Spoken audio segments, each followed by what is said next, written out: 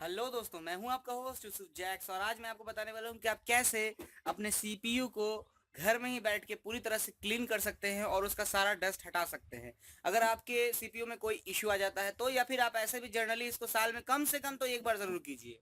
और फिलहाल मेरे सीपीयू में ये इशू है कि जब ये ऑन होता है तो जो फैन होता है प्रोसेसर के ऊपर वो कुछ ज़्यादा ही कस के चलता है। मेरा एक फ्रेंड है, उसने बताया कि प्रोसेसर फैन पे गंदा बैठ जाने के बाद ऐसा प्रॉब्लम आता है। तो इस वजह से मेरा सिस्टम कभी स्टार्ट नहीं होता है और ठोक ठाक करने पे हो जाता है। तो चलिए इसको हम लोग खोल के साफ करने वाले। पहले मैं आपको वो साउंड सुना देना चाहूंगा।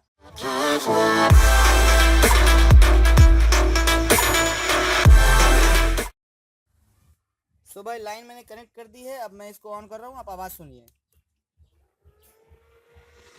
सुनिए,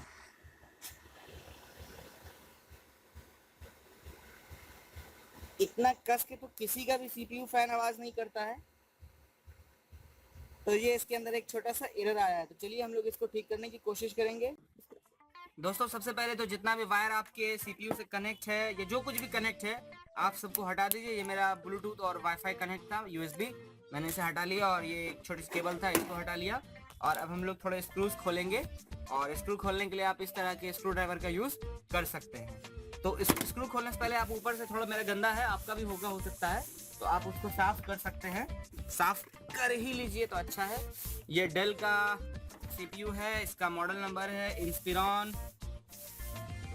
छोड़ो यार, मॉडल नंबर भूल गया। स्पेसिफिकेशन की बात करता हूँ तो इसके अंदर मिलता है डुअल कोर का प्रोसेसर और मेरे पास ये करीब 6-7 साल से है। और 2 GB की रैम, 500 GB की हार्ड डिस्क, इस सेटअप के साथ ये मुझे मिला था।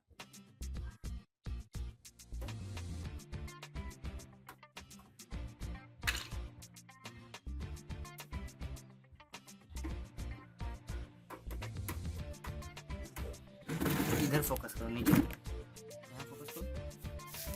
दोस्तों, यहाँ पे स्क्रूज है, आप सबको बारी बारी खोल लेंगे।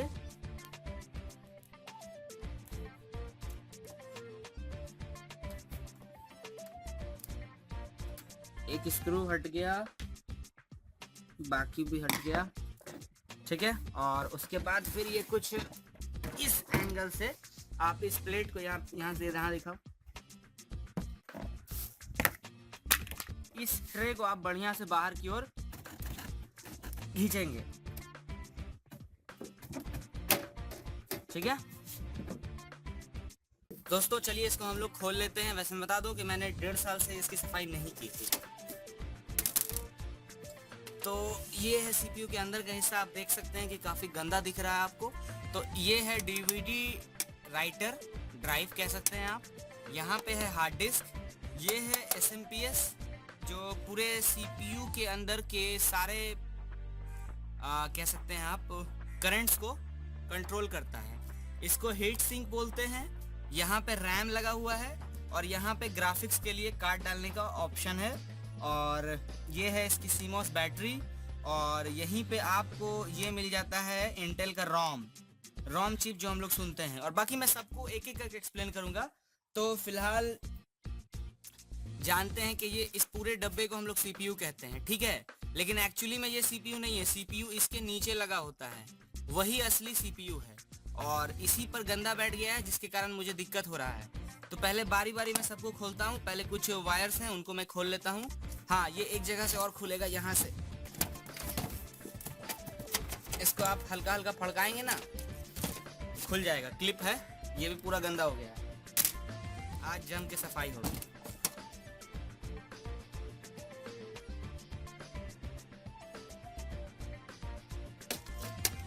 ये है साटा केबल, इसी से हार्ड डिस्क और डीवीडी ड्राइव कनेक्ट होता है। तो ये है डीवीडी ड्राइव, एक चीज खुल के बाहर आ गया। अब चलिए हार्ड डिस्क को निकालते हैं।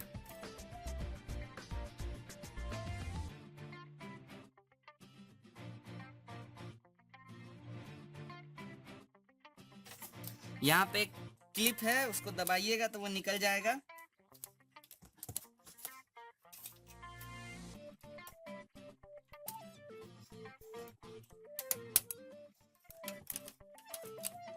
ऐसे बहुत सारे क्लिप इसके अंदर लगे होते हैं, बट मैंने पहले ही उन सबको हटा दिया था। अब हार्ड डिस्क निकालने के लिए हमें इसे खोलना होगा। तो इसको खोलने के लिए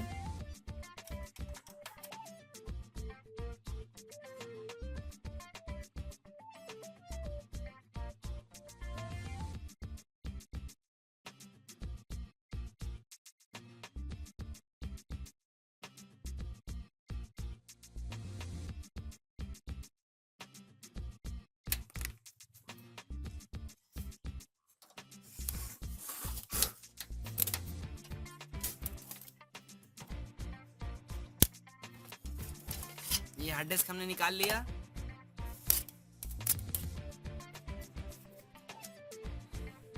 दोस्तों थोड़ा सा नजदीक लाइएगा। हाँ, यहाँ अंदर की ओर। दोस्तों अगर आपको रैम निकालना है तो यहाँ पे इसका एक क्लिप होता है, दोनों साइड से आप क्लिप को ऐसे हटाएंगे तो अपने आप रैम कार्ड आपका बाहर आ जाएगा। तो हमने अभी तक में SMPS, hard disk, DVD drive और रैम बाहर निकाल लिया है। अब ये जो छोटे मोटे केबल्स हैं इसको हम लोग अनप्लग कर देते हैं।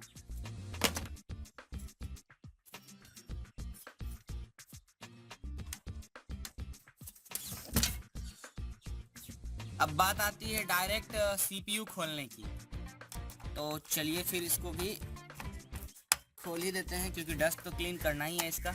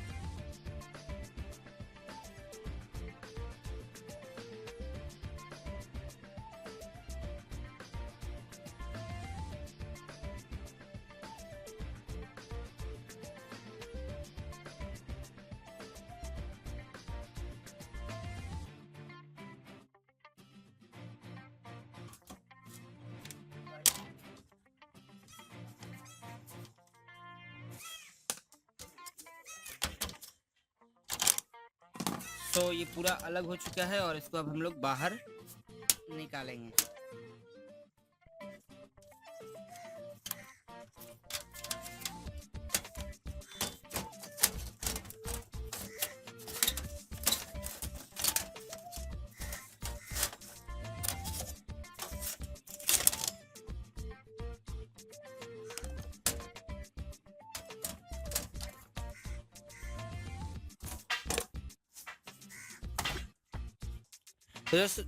तो दोस्तों जैसा कि आप लोग देख पा रहे हैं 1 बाय 1 हमने सब कुछ खोल दिया है और इसको खोलने की ज़रूरत नहीं है। ये एक एग्जॉस्ट फैन है छोटा सा और यहाँ पे कुछ केबल्स हैं। ये केबल्स आगे की ओर जाते हैं और यहाँ पे जो आगे में USB और ऑडियो जैक्स वगैरह हैं माइक और स्पीकर के लिए, यहाँ देखिए आप उसके कनेक्शंस के लिए हैं। तो इनको खोल के दिखाने की क्या ज़रूरत है। अब ये डब्बा खाली एक डब्बा बन गया, यानी कि जो कहते हैं ना CPU कैबिनेट, ऐसा ही मिलता है आपको, लेकिन इसके साथ SMPS भी लगा होता है।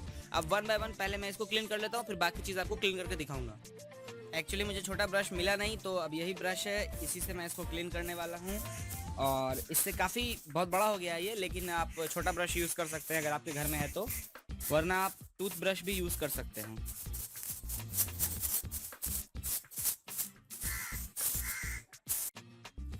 तो दोस्तों कैबिनेट पूरी तरह से साफ़ हो चुका है और इसमें आपको ज़्यादा कुछ करने की ज़रूरत नहीं है। अब देख सकते हैं कि डेल वाले काफ़ी खर्चा करते हैं कैबिनेट के ऊपर और ये काफ़ी खाली में भी काफ़ी पसंद आ रहा है। तो इसका काम हो गया, बाकी चीज़ों पे ध्यान देते हैं। मेरे कंप्यूटर का RAM made in Korea Samsung 2GB DDR3 का रैम है ये, सॉरी इस पे लिखा हुआ नहीं है। और इसको साफ करने का बस एक ही तरीका है, एक कपड़ा लीजिए, कपड़ा साफ हो तो अच्छा है, ये कपड़ा थोड़ा गंदा नज़र आ रहा है। और ये जो आप देख रहे हैं ना, ये गोल्डन कलर की प्लेट, इसको बस बढ़िया से पोंछ दीजिए और आपका रैम साफ हो जाएगा, या आप इसको ब्रश से भी झाड़ सकते हैं। ठीक है, तो रैम तो मेरा साफ ही है, रैम में कुछ ज़्यादा मेहनत नहीं है। रैम हमने साफ कर लिया। अगला दोस्तों ये है हार्ड डिस्क, और इसको भी आप ब्रश की हेल्प से झाड़ लीजिए। और काफ़ी धूल गर्दा हो गया है। ये 500 GB का सीगेट का हार्ड डिस्क है, और ये है मेड इन, ये एक साटा हार्ड डिस्क है, और ये शायद मेड इन चाइना ही होगा या कोरिया होगा, इस पे मुझे मिल नहीं रहा है, सॉरी दोस्तों इस पे कुछ मिला नहीं, तो चलिए कोई बात नहीं। और इसको भी हम लोग बढ़िया से फिनिशिंग टच में पोंछ लेते हैं। यहाँ देखिए, यहाँ पे पोर्ट्स होते हैं, ये वाला जो पोर्ट है ना, ये इसको इलेक्ट्रिसिटी देता है, और ये वाला जो पोर्ट है इसी से साटा केबल से, ये है वो केबल, इससे ये कनेक्ट हो सकता है पीसी से। ठीक है, चलिए, मतलब मदरबोर्ड से पहले कनेक्ट होगा। तो हमने इसे भी पूरी तरह से साफ कर लिया। अगला हमारे पास दोस्तों आ जाता है, ये है SMPS सिस्टम, पता नहीं कौन सा पावर सप्लाई करके कुछ है इसी तरह का इसका फुल फॉर्म, मैं बार बार भूल जाता हूँ, क्योंकि मुझे बचपन में किसी ने याद करा दिया था सिस्टम मेन पावर सप्लाई, मगर ये नहीं होता है। ठीक है, यहाँ से केबल निकलते हैं, यही वो कंप्यूटर का हार्डवेयर है जो AC करंट्स को DC में कन्वर्ट करके पूरे कंप्यूटर के अलग अलग हिस्सों को वायर्स के जरिए देता है। अब ये वाला जो वायर है ना, ये है मेन SMPS का वायर, और यहाँ पे 2 पिन्स ऐसे हैं जिनमें शॉर्ट लगाने के बाद आप जान जाएंगे कि ये CPU वर्क करता है, क्योंकि ये फैन चलने लगेगा। और बस यहाँ है, इसी में ये डायरेक्ट कनेक्ट होता है मदरबोर्ड से, और ये सब बोर्ड्स में। और ये देखिए यहाँ पर ये वाला जो है ये हार्ड डिस्क में एक जाता है, और ऐसा ही एक और same to same DVD drive में जाता है। हो गया 2, और उसके बाद फिर 2 तो मिल जाता है उसको मदरबोर्ड के थ्रू पावर, इसके लिए ये तो मेन पावर सप्लाई के लिए, और मदरबोर्ड से जो मिलता है वो डेटा ट्रांसफर के लिए होता है, और ये भी CPU में ही लगता है किनारे में, पता नहीं, मैंने जानता इसका यूज़ किया है। ठीक है, चलिए मैं आपको इसको भी खोल के दिखा ही देता हूँ लगे लगे।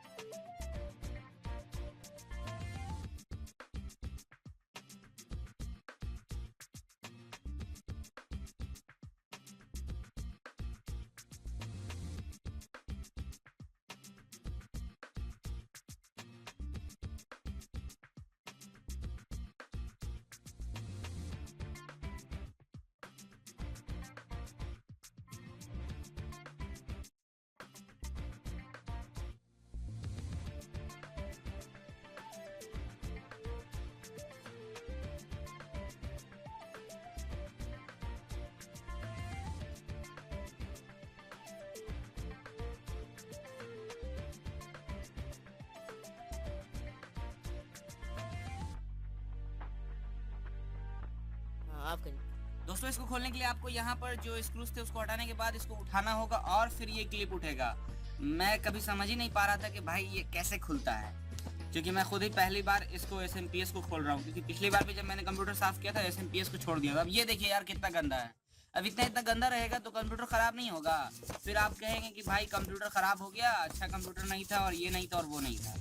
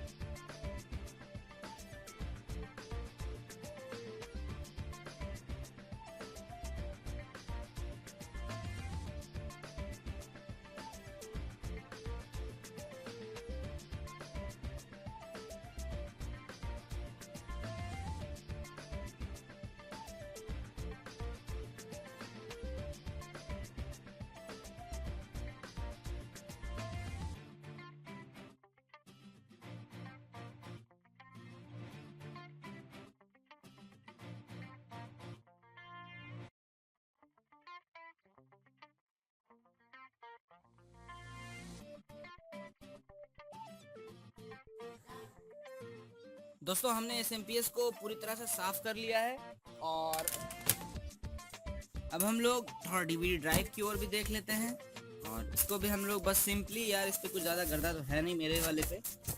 और यहाँ देखिए इसमें भी आप कुछ सीख लीजिए। ये देखिए ये जो पोर्ट है ना, ये मदरबोर्ड से कनेक्ट होता है, ये पहला वाला। और ये जो दूसरा वाला है ना, दूसरा वाला ये कनेक्ट होता है SATA पावर केबल से। और ये हो गया SATA डेटा केबल जो मैंने आपको बताया कि ये CPU के बोर्ड से होगा और ये होगा SMPS से, ठीक है। बस ये सैमसंग का एक DVD राइटर है, यहाँ से खुलता है, देखिए बिल्कुल सिंपल। और ये बना है जून 2011 में, यहाँ गौर से देखिए, मेड इन चाइना। अभी तक बढ़िया चल रहा है और मेरे नज़र में इस हिसाब से सैमसंग का DVD ड्राइव अच्छा होता है। आगे आपकी मर्जी, आप चाहें तो इसको ले सकते हैं। सॉरी, ये हमारा हार्ड डिस्क साफ हो गया है। तो अब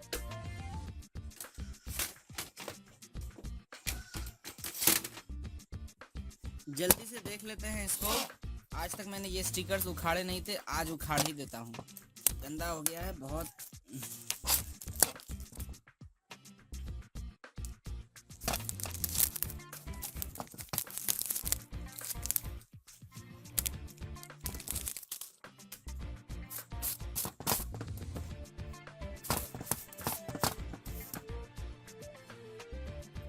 दोस्तों हमने हमारे CPU के आगे के हेड को भी साफ कर लिया है और ये अब पूरी तरह से साफ है।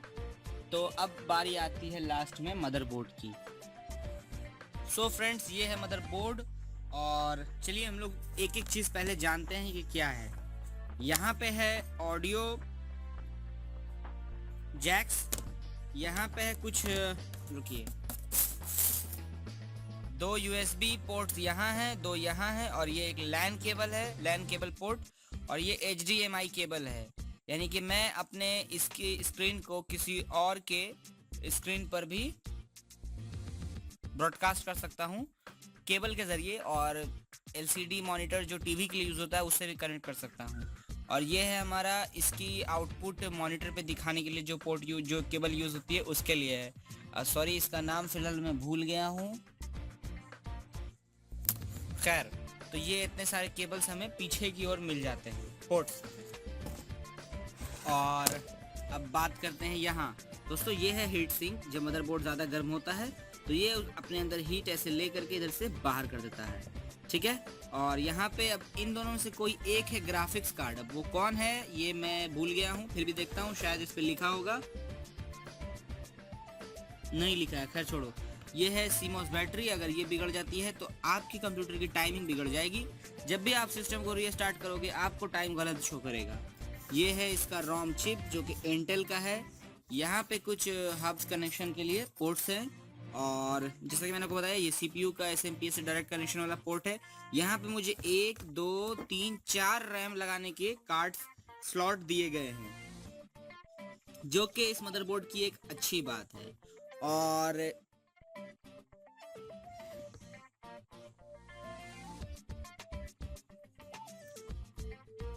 देखिए यहाँ पे लिखा हुआ है DDR3, इससे पता चलता है कि इसके अंदर DDR3 का रैम था। और दोस्तों यहाँ पे लगा होता है प्रोसेसर। असली CPU जिसको कहते हैं वो यही है। ये पूरा बोर्ड बॉक्स के अंदर जो होता है ना वो CPU नहीं है, ये जो इस फैन के नीचे है। तो ये यहाँ से प्लग आउट नहीं हो पा रहा है, ये शायद मुझे तोड़ना पड़ेगा प्लग आउट करने के लिए, इसलिए मैं इसे स्किप कर रहा हूँ। बट इसको हटा दिया है और अब हम लोग इसको खोल के देखेंगे। बस कुछ नहीं यार, यहाँ दबाना है और यहाँ से ऐसे हटाना है और ये लॉक खुल गया, ये बाहर आ गया और ये है हमारा चिप। मैं सच बता रहा हूँ, मैंने इसे पहली बार बाहर निकाला है। थोड़ा ऊपर लेना दोस्तों, मैंने इसे पहली बार बाहर निकाला है और बता रहा हूँ ये काफी भारी है। आप कह सकते हैं कि 10 का सिक्का थोड़ा ज्यादा भारी है। इस पे कुछ पता नहीं क्या क्या लग गया है मैल, इसे हम लोग पोंछ लेते हैं। और यही दोस्तों, यही मेन जो है ना इम्पोर्टेंट पार्ट है। हम लोग सुनते हैं ना dual core i3 i5 i7 ये वो, तो ये है डुअल कोर इंटेल चिप। ये घी के जैसा जो है ना, ये शायद लगता है कि ग्रीस लगा हुआ था, पता नहीं क्या है, जो भी है मैंने फिलहाल हटा दिया है और अब ये अच्छा दिखने लग गया।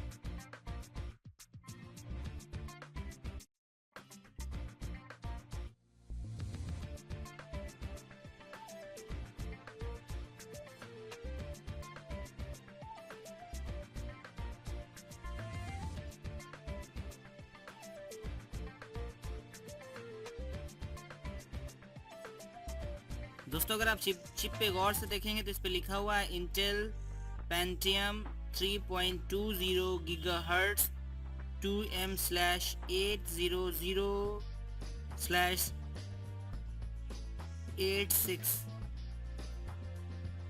अरे यार डुअल कोर का प्रोसेसर है, बस सीधी सी बात है। E5800 इंटेल E5800 सीरीज का इंटेल पेंटियम डुअल कोर है। और अब हम लोग इसको दोबारा से फिक्स करने वाले हैं। अभी नहीं करेंगे, पहले पूरा बोर्ड साफ कर लेंगे।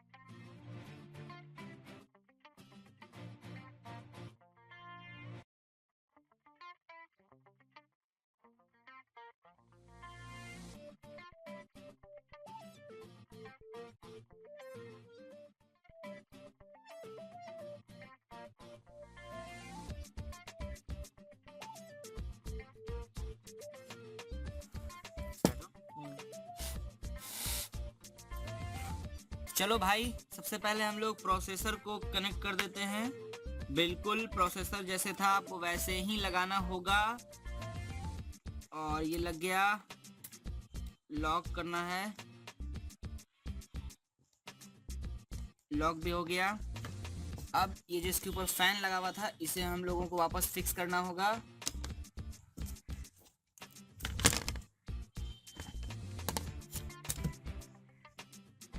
थोड़ा ऊपर लो।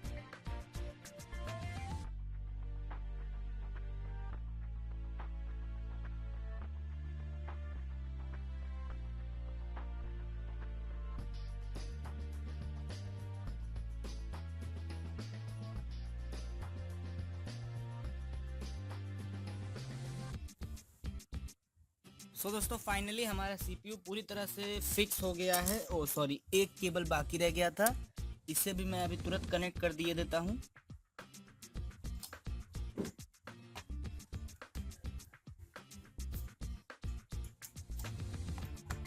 हाँ, तो अब ठीक है दोस्तों, पूरी तरह से हमारा सीपीयू कसा जा चुका है, फिक्स हो गया है, कनेक्ट हो गया है जो कह लीजिए। यहाँ पे देखिए processor fan, processor sink, RAM, DVD drive, hard disk, SMPS और सारी वायरिंग सब कुछ कनेक्ट कर दिया है। तो इस वीडियो में दोस्तों मुझे ज़रूर यकीन है कि आपको कुछ ना कुछ सीखने के लिए मिला होगा। और अब ढक्कन बंद कर लेते हैं, उसके बाद आगे की बात करते हैं।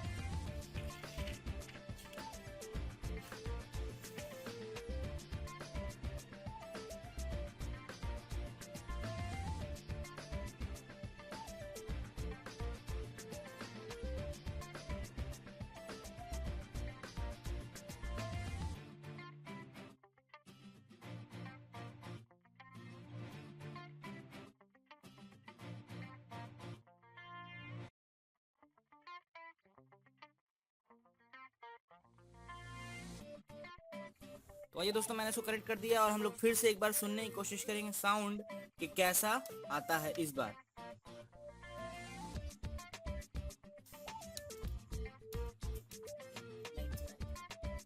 साउंड सुनने की कोशिश कीजिएगा आप लोग।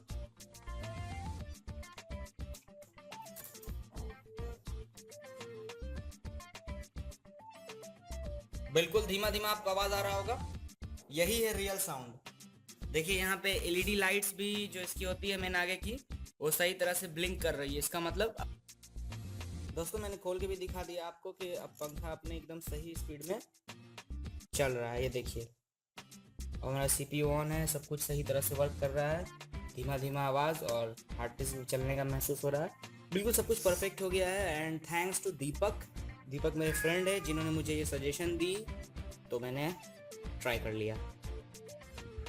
दोस्तों अभी अभी आपने ये सीपीयू की डिसेंबल होने की वीडियो देखी और असेंबल होने की, यानी कि कैसे हम अपने सीपीयू के एक एक हिस्से को खोल के उसको फिर से कनेक्ट कर सकते हैं, और साथ ही साथ हम लोग कैसे अपने कंप्यूटर के डस्ट को क्लियर कर सकते हैं, क्लीन कर सकते हैं। हर एक चीज़ मैंने आपको बारीकी से दिखाई। मुझे उम्मीद है कि आपको अच्छा लगा होगा। थोड़ा बोरिंग हो गया होगा क्योंकि लंबा वीडियो था। तो अगर आपको अच्छा लगा है तो आप लाइक कर सकते हैं, शेयर कर सकते हैं, और अगर अभी तक आपने हमारे चैनल को सब्सक्राइब नहीं किया है तो नीचे दिखेगा सब्सक्राइब बटन, उस पर क्लिक कीजिए और प्लीज़ ज़रूर से ज़रूर चैनल को सब्सक्राइब कर लीजिए, क्योंकि अगर आप सब्सक्राइब करेंगे तो आपको मिलेगी ढेर सारी इसी तरह की वीडियोज़।